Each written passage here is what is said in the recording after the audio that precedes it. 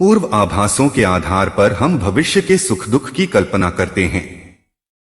भविष्य के दुख का कारण दूर करने के लिए हम आज योजना बनाते हैं, किंतु कल के संकट को आज निर्मूल करने से हमें लाभ मिलता है या हानि पहुंचती है, ये प्रश्न हम कभी नहीं करते। सत्य तो यह है कि संकट और उसका निवारण साथ जन्मते हैं, व्यक्ति के लिए भी और सृष्टि के लिए भी।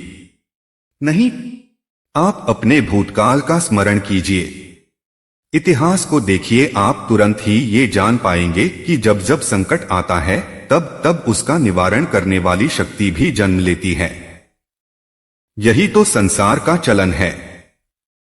वस्तुतः संकट ही शक्ति के जन्म का कारण है। प्रत्येक व्यक्ति जब संकट से निकलता है तो एक पद आगे बढ़ा होता है, अधिक चमकता हुआ होता है, आत्मविश्वास से भरा होता है, न केवल अपने लिए अपितु विश्व के लिए भी। क्या यह सत्य नहीं? वास्तव में संकट का जन्म है अवसर का जन्म, अपने आप को बदलने का, अपने विचारों को ऊंचाई पर करने का सत्य, अपनी आत्मा को बलवान और ज्ञान मंडित बनाने का सत्य।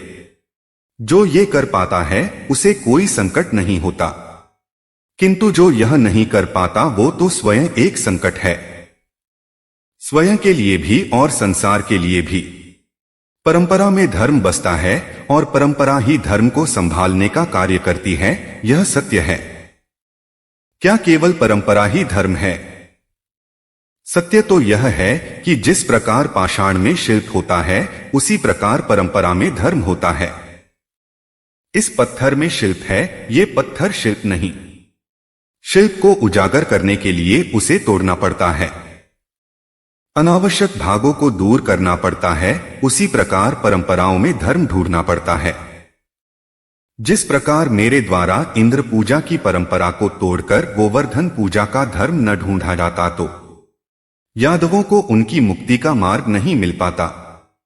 अर्थात परंपरा को पूर्णतः छोड़ देने वाला धर्म से वंचित रह जाता है और परंपरा का अंतः अनुकरण करने वाला भी धर्म को प्राप्त नहीं कर पाता।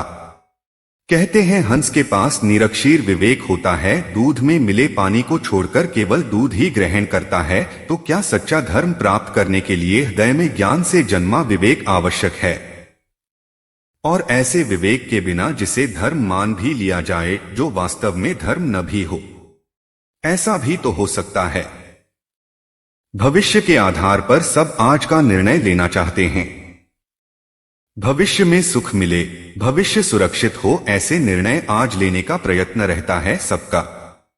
आप अपने जीवन को देखिए, क्या आपके अधिकतर निर्णय के पीछे भविष्य का विचार नहीं होता? और हो भी क्यों न? अपने जीवन को सरल और सुखमय बनाने का प्रयत्न करने का अधिकार सबका है, पर भविष्य तो कोई नहीं जानता, केवल कल्पना ही की जा सकती है। तो जीवन के सारे महत्वपूर्ण निर्णय केवल कल्पनाओं के आधार पर करते हैं हम। क्या निर्णय करने का कोई तीसरा मार्ग हो सकता है?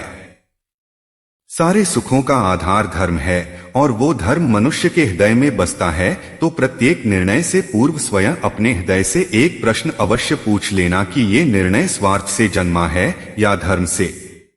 क्या इतना पर्याप्त नहीं? भविष्य के बदले धर्म का विचार करने से क्या भविष्य अधिक सुखपूर्ण नहीं होगा? जब अपने किसी अच्छे कार्य के उत्तर में दुख प्राप्त होता है अथवा किसी के दुष्ट कार्य में सुख प्राप्त होता है, तो मन अवश्य यह विचार करता है कि अच्छा कार्य करने का, धर्म के मार्ग पर चलने का तात्पर्य क्या है। पर दुष्ट आत्मा को क्या प्राप्त होता है यह भी देखिए। दुष्टता करने वाला हृदय सदा चंचल रहता है और उबलता रहता है, मन में सदा नए नए संघर्ष उत्पन्न होते हैं। अविश्वास उसे जीवन भर दौड़ाता है। तो क्या यह सुख है? जबकि धर्म पर चलने वाला, अच्छा कार्य करने वाला सब चरित्र व्यक्ति का हृदय शांत रहता है, परिस्थितियां उसके जीवन में बाधाएं नहीं बनती, समाज में सम्मान और मन में संतोष रहता है सदा। अर्थात अच्छा वर्ताव भविष्य में किसी सुख का मार्ग नहीं। अच्छा वर्ताव स्वयं सुख है अथवा बुरा बर्ताव भविष्य में किसी दुख का मार्ग नहीं। बुरा बर्ताव स्वयं दुख है, अधर्म उसी क्षण दुख उत्पन्न करता है। अर्थात धर्म से सुख नहीं, धर्म स्वयं सुख है। मनुष्य के जीवन का चालक है भय, डर। मनुष्य सदा ही भय का कारण ढूंढ लेता है। जीवन में हम जिन मार्गों का चुनाव करते हैं, वो चुनाव भी हम भय के कारण ही लेते हैं। किंतु यह भय वास्तविक रियल होता है। भय का अर्थ है आने वाले समय में विपत्ति की कल्पना करना, किंतु समय का स्वामी कौन है? न हम समय के स्वामी हैं और न हमारे शत्रु। समय तो ईश्वर के अधीन चलता है। तो क्या कोई यदि आपको हानि पहुंचाने के लिए केवल योजना बनाता है, तो क्या वो आपको वास्तव में हानि पहुंचा सकता है? नहीं। किंतु भय से भरा हुआ हृदय हमें अधिक हानि पहुंचा सकता है। क्या यह सत्य नहीं? विपत्ति के समय भयभीत हृदय अयोग्य निर्णय करता है और विपत्ति को अधिक पीड़ादायक बनाता है। किंतु विश्वास से भरा हृदय विपत्ति के समय को भी सरलता से पार कर जाता है। अर्थात जिस कारण से मनुष्य हृदय में भय को स्थान देता है, भय ठीक उसके विपरीत कार्य करता है। क्या यह सत्य नहीं? जीवन में आने वाले संघर्षों के लिए मनुष्य स्वयं को योग्य नहीं मानता। जब उसे अपने ही बल पर विश्वास नहीं रहता, तब वो सद्गुणों को त्याग कर दुर्गुणों को अपनाता है। वस्तः मनुष्य के जीवन में दुर्गुणता जन्म ही तब लेती है जब उसके जीवन में आत्मविश्वास नहीं होता। आत्मविश्वास ही अच्छाई को धारण करता है। ये आत्मविश्वास है क्या?